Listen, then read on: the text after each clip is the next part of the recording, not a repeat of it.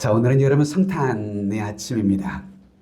우리 성탄절이면 가장 우리가 흔하게 사용할 수 있는 인사말이 다름이 아닌 메리 크리스마스인데요. 우리 전우자으로 두세 분씩 함께 우리도 이렇게 인사할까요? 메리 크리스마스. 메리 크리스마스. 자, 반대편도요. 메리 크리스마스. 메리 크리스마스. 예, 메리 크리스마스. 그렇게 인사해야 할 날이 바로 오늘입니다. 예수 그리스도를 기뻐하며 경배하고 예배하는 즐거운 날, 그날이 바로 성탄절입니다. 그런데 메리 크리스마스라고 하는 이 말로 성탄의 인사를 하던 그 아름다운 모습들이 근래에 대해서는 점점 사라지는 것만 같습니다. 그래서 이제는 이것을 대신해서 메리 크리스마스가 아니라 무엇이라고 부르는가 하면 해피 홀리데이라는 말로 요즘은 바꾸어 부르더라고요. 이것은 아주 크리스천으로서 아주 유감스러운 그런 현상입니다. 반기독교 세력들이 이러한 말들을 주로 많이 사용하죠. 행복한 휴일이 되시라 이 말입니다. 즉 신앙적 의미는 전혀 없는 그런 인사말인 셈이죠. 기독교 최대의 명절인 성탄절에서 예수 그리스도의 이름을 싹 지우고 기독교의 색채를 벗겨버리며 성탄절을 세속화시키고자 하는 사단의 술책임을 우리는 분별할 수 있어야 할 것 같습니다. 그래서 성도는 마땅히 이 성탄절의 인사말로 메리 크리스마스라고 인사하는 것이 신앙적으로 가장 유익하고 바람직한 인사말인 것 같은데요. 전 오늘 말씀의 제목으로 가장 위대한 선물, The Greatest Gift라고 하는 말씀의 제목으로 주의 음성을 나누었으면 좋겠는데요. 가장 위대한 선물. 그래서일까요? 많은 사람들이 성탄절 하면 떠오르는 것이 먼저 선물을 떠올립니다. 예수님이 주신 선물보다는 요즘 산타클로스가 대세가 돼서 좀 아쉽긴 합니다만은 성탄절은 그야말로 선물의 계절이기도 하죠. 요즘은 소위 김영란법이라는 것 때문에 많이 선물 주고받는 것이 위축되긴 했습니다만은 순수한 마음으로 서로 간에 선물을 주고받는 그 자체를 가지고 나쁜 일이라고는 말할 수는 없을 것입니다. 자, 그런데 이처럼 성탄절을 보내면서 선물이 소중한 것이지만 선물을 주고받는 것 밖에는 모른 채 이 성탄절을 지내고 만다면 성탄의 의미를 헛되이 하는 그런 절기일 것입니다.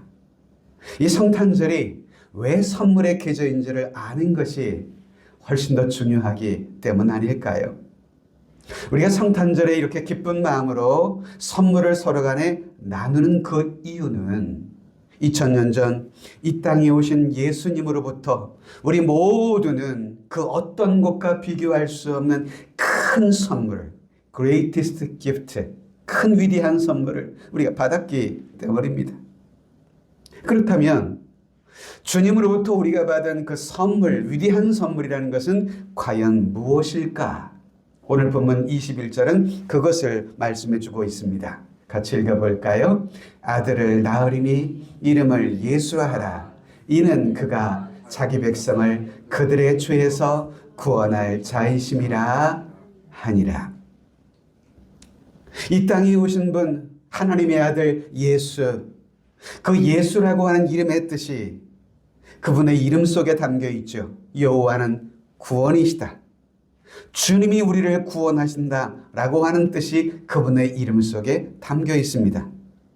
하나님의 천사는 요셉과 마리아에게 태어날 아기의 이름을 예수라 지으라고 분명히 가르쳐주고 있습니다. 그 이유는 바로 그분께서 우리의 모든 죄를 구원하실 구원자이시기 때문이라고 하는 것입니다.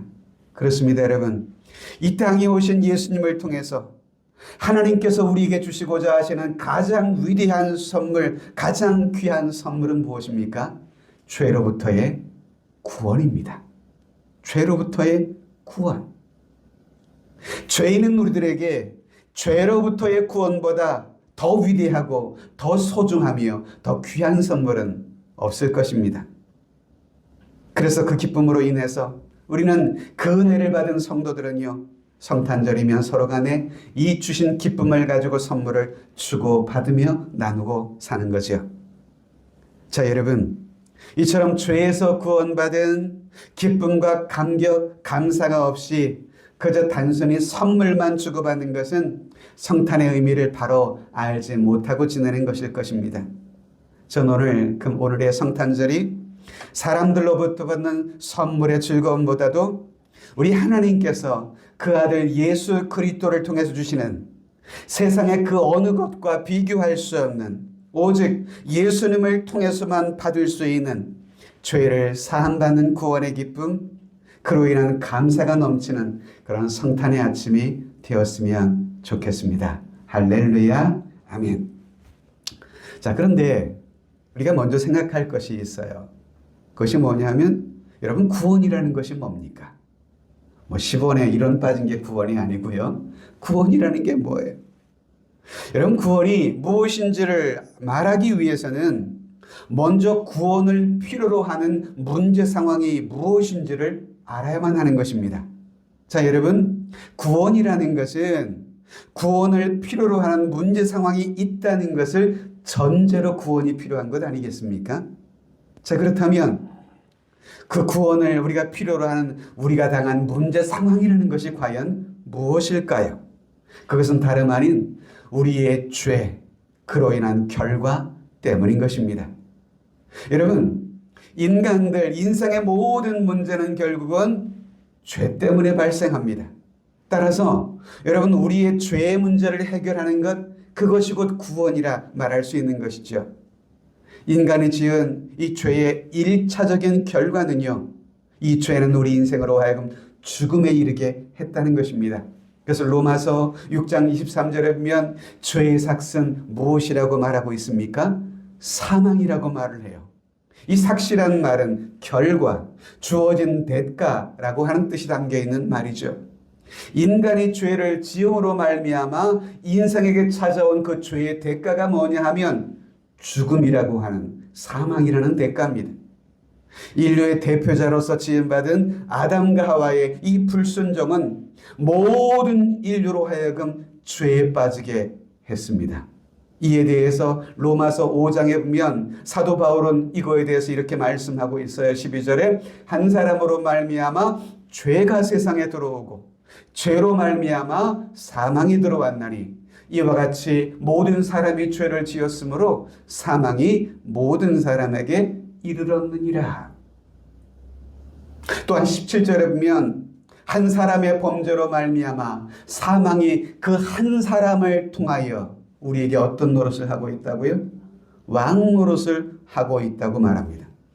이처럼 여러분, 죄로 인해서 영적 죽음, 영적 사망에 이른 우리의 삶은요, 결국 사망이 우리의 위에 왕 노릇하는, 소위 죄의 종 노릇하며 살아가는 그런 삶을 살아가는 것이 죄인된 우리 인생의 현 주소라, 이 말이죠. 이렇듯 우리 모두는 죄의 종 노릇하며 살아왔던 우리들이었습니다. 세상에 아무런 소망이 없이 살다가 결국은 죽음에 이르러야만 하는 것, 그것이 우리 인생의 미래였습니다. 그런데 하나님께서는 이런 죄인된 우리를 구원하시려고 오래전부터 메시아 그리스도를 보내어 주시기로 약속해 주셨습니다. 그래서 이 땅에 오실 예수 그리스도를 통해서 사망의 종로로 타며 죽어야 하는 우리들이 다시금 생명을 얻을 수 있도록, 그래서 그 예수로 말미암아 이제는 죽음의 권세를 벗어나 하나님이 우리에게 주시는 영원한 생명을 다시 얻을 수 있게 하시려고 이 땅에 당신의 외아들 우리 주 예수를 보내시기로 예언하신 것이었습니다. 자, 여러분, 인간의 죄로 말미암은 결과인 이 죽음, 근데 이 죽음도 큰 것이지만 죽음보다 더 큰 문제가 있어요. 인간이 지은 죄의 결과는 단지 죽음을 넘어서 무엇을 상황까지 이어지는가 하면, 인간이 지은 죄는요, 우리와 하나님과의 관계를 깨트리고 말았던 것이죠. 결국 우리들이 지은 죄는요, 하나님과 원수가 되게 했습니다. 골로새서 1장 21절에 보면 그래서 바울은 이렇게 말합니다. 전에 악한 행실로 멀리 떠나 마음으로 원수가 되었던 너희를 이라고 말씀하고 있죠. 이처럼 예수를 믿기 이전에 죄악 가운데 있었던 우리의 삶은요, 하나님과 원수로 행하며 살았던 그런 삶이었어요. 결국 이런 삶의 결국은 사망일 수밖에 없는 것이죠. 그런 죄인된 우리를 위해 예수님께서 우리에게 주시고자 하는 또 하나의 선물이 있다면 하나님과의 원수 되어진 깨뜨려진 이 관계를 다시금 하나님과의 바른 관계로 회복시키게 하는 축복이었습니다. 하나님과 원수되어 살았던 우리들이 예수 그리스도의 십자가를 통하여 하나님과 다시금 화목하고 화해의 상태로 회복되는 것, 그것이 성탄의 또 다른 의미이기도 합니다. 에베소 2장에 보시면 바울은 말합니다. 또 십자가로 이 둘을 한 몸으로 하나님과 화목하게 하려 하심이라. 죄로 말미암아 하나님과 원수되었던 우리들을 주님은 십자가를 통하여 하나님과 우리를 화목하게 하셨다는 것이죠. 이제 우리의 모든 죄는 용서받고 하나님과의 화목한 상태가 되는 것, 다시금 하나님에게 사랑받는 존재가 되게 하는 것, 이런 관계를 하나님이 주는 평화, 소위 하나님의 피스, 평화라고 말합니다. 하나님과 새롭게 맺어진 놀라운 은혜, 그게 평화입니다. 우리 옆에 분들에게 이렇게 축복해 줄까요? 하나님의 평화를 얻으시기 바랍니다. 함께 축복합시다. 하나님의 평화를 누리시기를 바랍니다. 제가 이렇게 서로 인사하라고 하면 잘 안 하는 관계가 누군지 아세요? 부부예요, 부부. 쑥스러우니까. 우리 한 번 더 기회를 드리죠. 하나님과의 평화를 누리십시오. 함께 축복할까요? 하나님과의 평화를 누리세요. 할렐루야. 이 땅에 주님께서 탄생하시던 그 거룩한 밤, 오 홀리 나잇, 그 거룩한 밤에 천사가 밤에 양떼를 지키던 목자들에게 나타나십니다.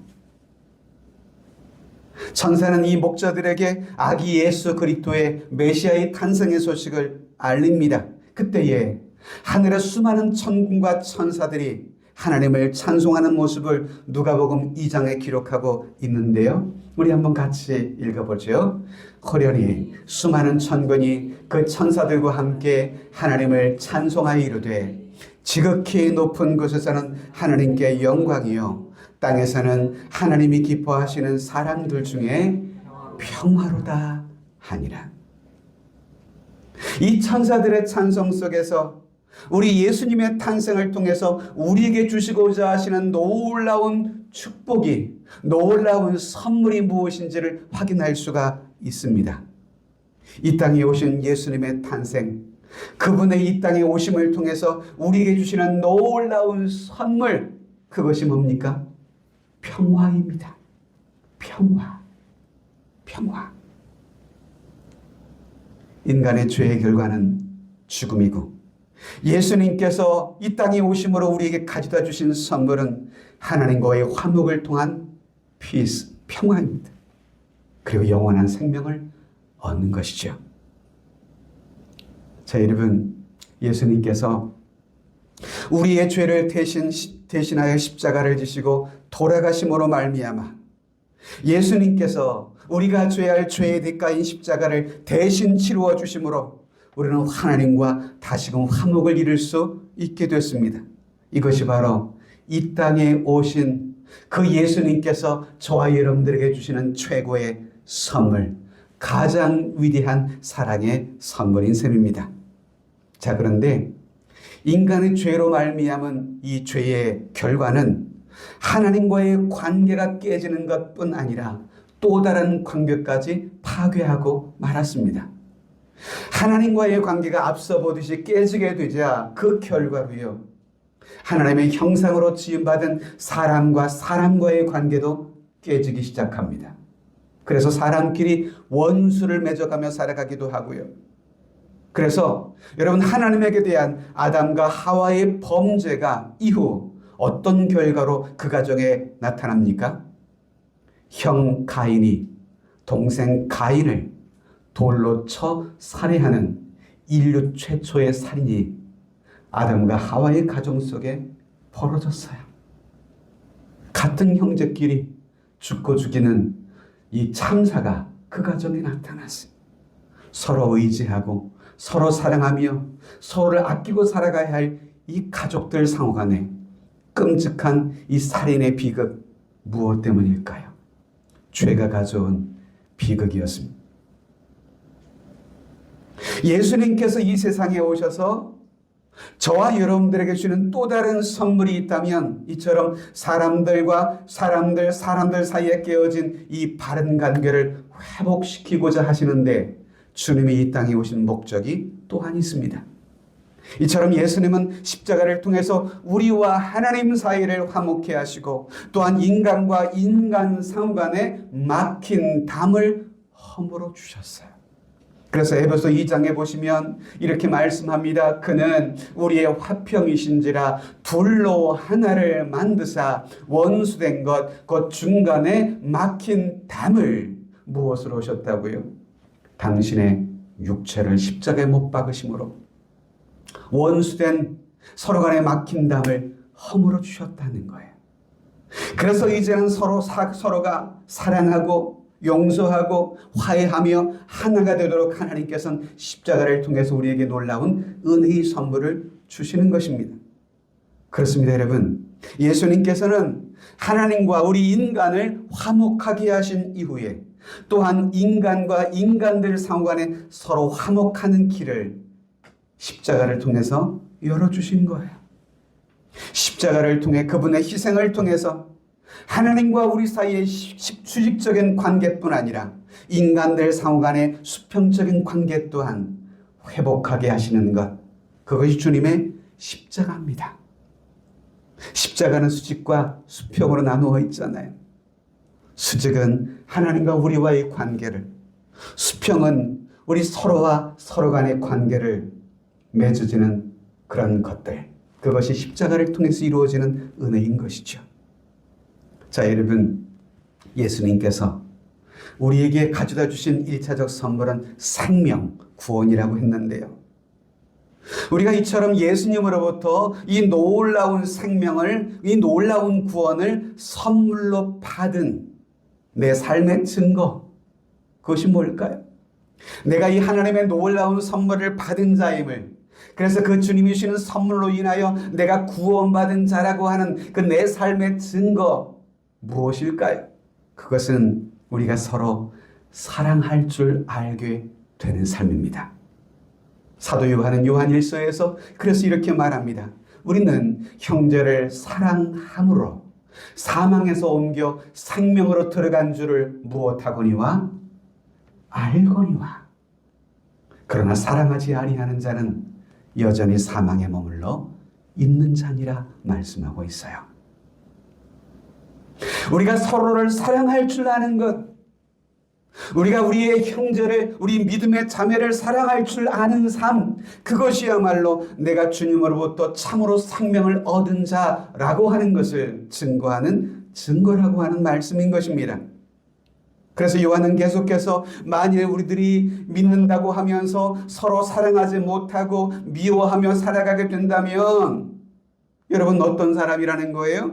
요한일서 3장 15절에 보면 그 형제를 미워하는 자마다 무엇하는 자라고요? 살인하는 자라고요. 여러분, 살인은요, 사람의 생명을 빼앗아만 살인하는 거 아니라고 말씀해요. 성경은 미워하는 미움이 곧 그 이웃을 살인하는 것 동일하게 성경은 말하고 있어요. 여러분 속에 누군가를 미워해 보신 적 많으시죠? 그 미움도 살인과 동일하게 성경은 지금 말씀하고 있잖아요. 우리가 믿는다고 하면서 그 형제를 사랑하지 못하게 되면 그는 그 속에 영생이 거하지 않는 자라고 성경은 단언하고 있는 것입니다. 자, 여러분, 오늘 저와 여러분들은 어떤가요? 우리가 참으로 예수 그리스도를 믿는 자이고 그분을 통해 주시는 영원한 생명, 구원을 선물로 받은 자라고 분명히 알고 있는 자라고 한다면, 그렇다면 내 삶에 이런 증거의 삶이 얼만큼 나타나고 있는가? 우리는 우리가 받은 사랑을 이웃과 나누어야 합니다. 예수 그리스도의 선물은요, 선물, 기프트이기도 하지만, 그러나 여러분, 동시에 예수님이 준 그 선물은 우리를 향한 그분의 가르침이자 그분의 명령이시기도 해요. 그걸 사명이라고 말하기도 합니다. 그래서 우리는 성탄절이면 주님의 탄생으로 말미암아, 주님의 오심으로 말미암아 갚을 수 없는 놀라운 선물을 받았기에 그 주신 은혜를 가지고 이웃들에게 작은 선물이지만 나누는 것이에요. 자, 여러분, 예수님께서 우리에게 주신 진정한 선물이 사랑과 용서이고 화해와 하나 되는 삶이라는 것을 우리가 참으로 믿는다고 한다면, 이제는 그 사랑을 받은 우리 모두 받은 사랑, 그리고 용서, 화해, 하나가 되는 이 삶을 실천하며 살아가야 하지 않을까? 받을 줄만 알고 베풀 줄 못한다면 그것은 배은망덕이라고 말할 수도 있겠죠. 자, 여러분, 어떤 분들은 보면요, 한번 자기를 섭섭하게 하거나 자신을 기분 나쁘게 하면 끝까지 미워하고 복수의 일념에 사로잡혀 사는 사람들도 종종 봐요. 여러분, 그를 과연 믿음의 사람이라고 말할 수 있을까?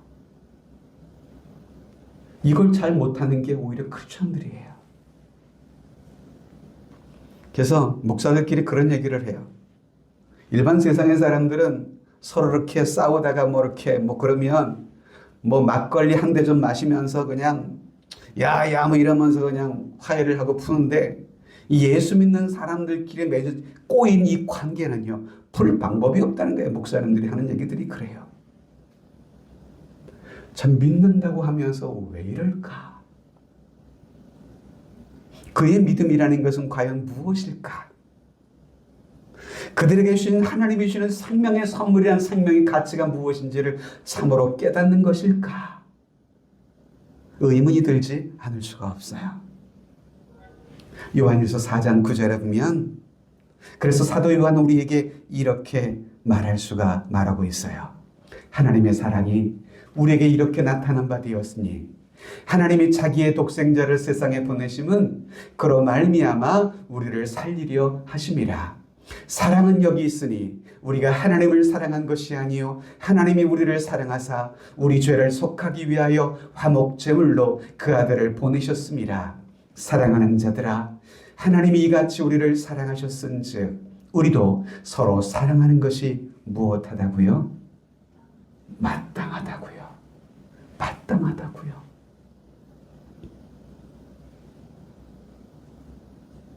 우리는 종종 이렇게 묻습니다.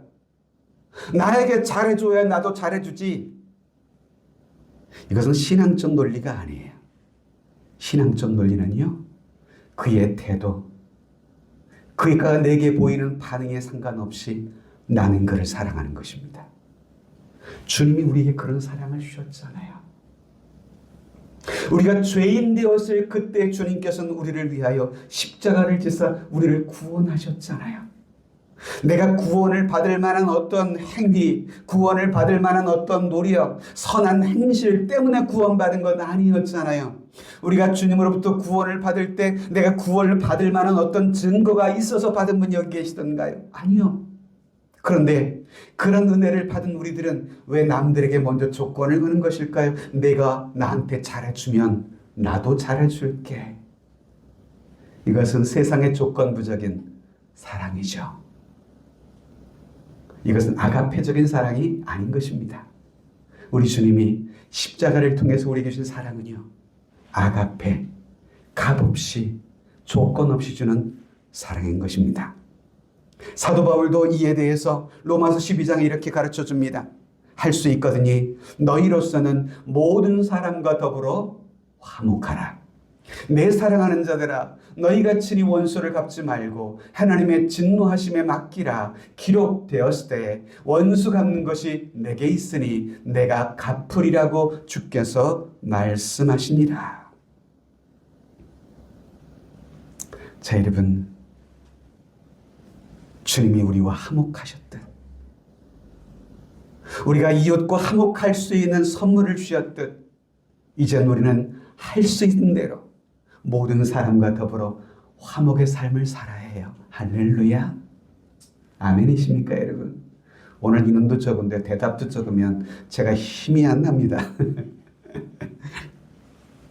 자, 여러분, 우리 주님께서 이 땅에 오셔서 우리에게 주신 놀라운 위대한 계명이 있습니다. The greatest commandment. 위대한 계명. 여러분, 계명이라는 것이 뭡니까? 계명이라는 것은 반드시 지키며 순종해야 할 삶의 원리입니다.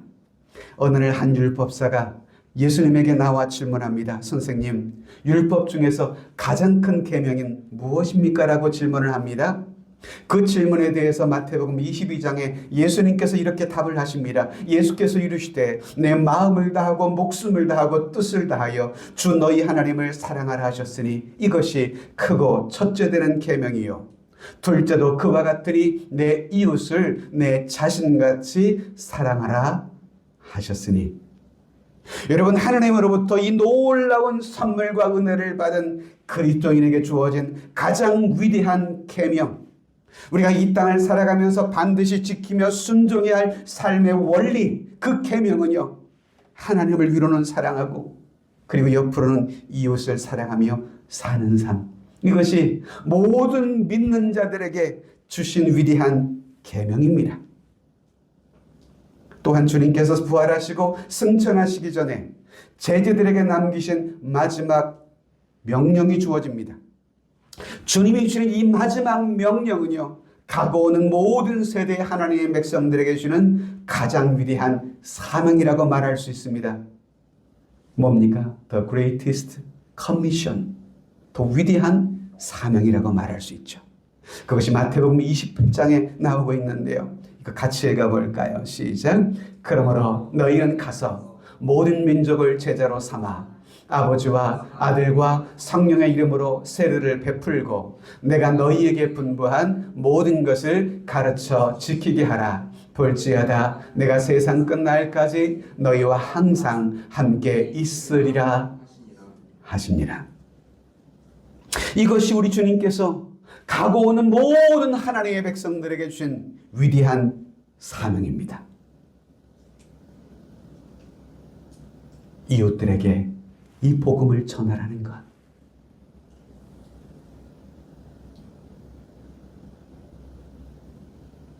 우리는 어디에 있든 무엇을 하든 우리는 선교사적인 삶을 살아가도록 이렇게 부르심을 받은 자야. 복음을 전하는 것은 목회자나 선교사님들이 만 하는 사역이 아닙니다. 모든 믿는 자들에게 약속되어진 내리신 주님의 명령입니다. 여러분, 명령은요, 해도 되고 하지 않아도 되는 것 아니죠. 반드시 해야만 하는 것, 그것이 명령인 것입니다.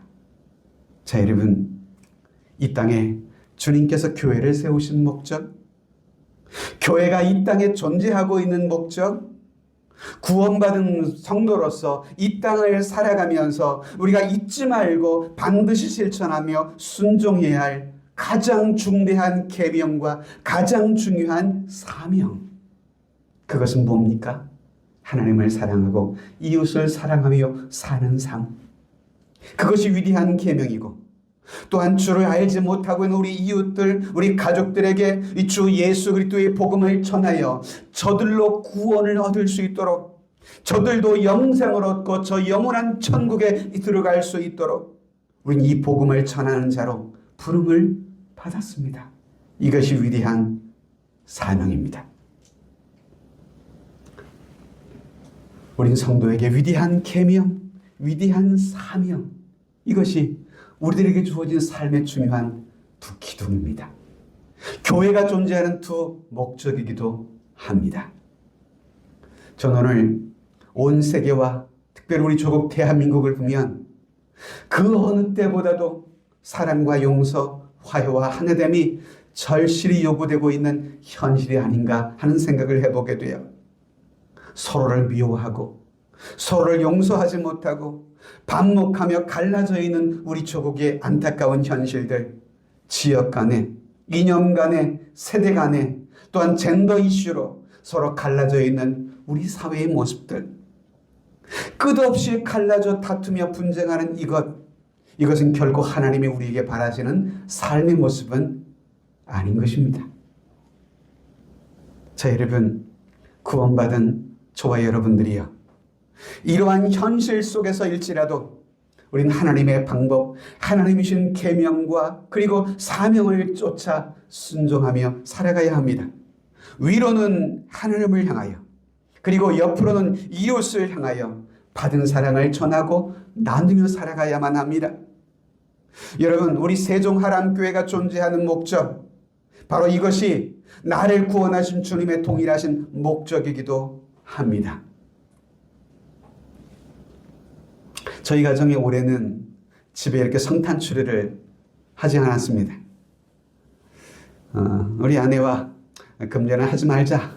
그런데 예전에 성탄 추리를 하는 목적이 그저 우리 가정의 분위기만을 위한 목적이 아니었거든요. 내 가정의 성탄 추리를 해놓음으로 말미암아 창가에 놓아서 지나가는 이웃들이 우리 가정의 밤에 불 켜져 있는 이 추리를 보면서 이 땅에 오신 주님을 기억할 수 있게 하는 그런 추리가 되기를 바랐기 때문이었어요. 그래서 현관이 아니라 그 거실에 있는 이 거실 유리창에 밖에서 사람들이 잘 볼 수 있도록 그렇게 해놓았었죠. 자, 여러분, 반목하며 갈등하고 다투고 분쟁하는 우리 이웃들의 영혼 속에 하나님의 피스, 하나님의 평화가 전해질 수 있도록 이 일을 위해서 하나님은 저와 여러분들을 불러주셨습니다. 그리고 이 일을 위해서 이곳에 우리 세종하람교회를 세워주셨습니다. 나의 이웃들에게 하나님의 사랑을 전하도록, 내 주변에 나를 통해서 하나님의 평화가 드러날 수 있도록. 오늘 성탄의 아침에 우리에게 주어진 위대한 계명, 위대한 사명이 있음을 다시 한번 재확인할 수 있는 이런 성탄 예배가 되었으면 좋겠습니다. 말씀을 맺으면서 떠오르는 한 시귀가 떠올랐어요. 샌프란시스코의 평화를 위한 기도가 떠올라서 이 말씀을 나누며 말씀을 맺을까 합니다. 평화를 위한 기도입니다. 주님, 나를 당신의 평화의 도구로 써주소서. 미움이 있는 곳에는 사랑을, 다툼이 있는 곳에는 용서를, 분열이 있는 곳에는 일치를, 의욕이 있는 곳엔 믿음을, 그릇됨이 있는 곳엔 진리를, 절망이 있는 곳에는 희망을, 어둠이 있는 곳엔 빛을, 슬픔이 있는 곳에는 기쁨을 가져오게 하소서. 위로받기보다는 위로하고, 이해받기보다는 이해하며, 사랑받기보다는 사랑하게 하여 주소서. 우리는 줌으로써 받고 용서함으로써 용서받으며 자기를 버리고 죽음으로써 영원한 생명을 얻기 때문입니다. 이 시의 모범이 우리 주 예수님 아니시던가요? 오늘 2025년 연말 우리 성탄의 이 예배 속에서 우리에게 주시는 가장 위대한 선물, 가장 소중한 선물인지를 무엇인지를 다시 한번 깨달으며 이 성탄의 은총이 아니었다면 우린 지금도 저 지역의 불못으로 걸어가고 있었을지도 모릅니다. 우리에게 주신 구원의 선물을 기억하면서 위대한 계명을 따라 위대한 사명을 쫓아 우리 또한 이 땅에서 그 말씀대로 순종하며 살아갈 수 있는 우리 모두가 되실 수 있기를 주님의 이름으로 축복합니다.